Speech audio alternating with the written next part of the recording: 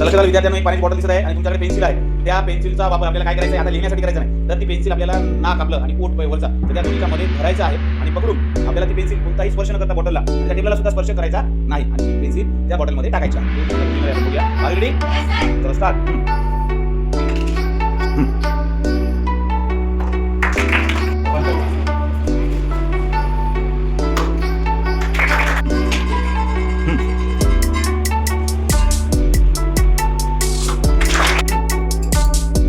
लवकर पेन्सिल पकड.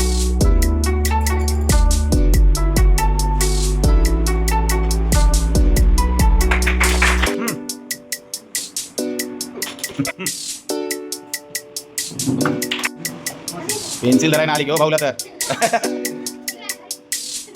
चला राईट आहे, टाळा पाहिजे. हो टाळा, व्हेरी गुड, व्हेरी. हां चला राईट. हां छोड़ दे गया.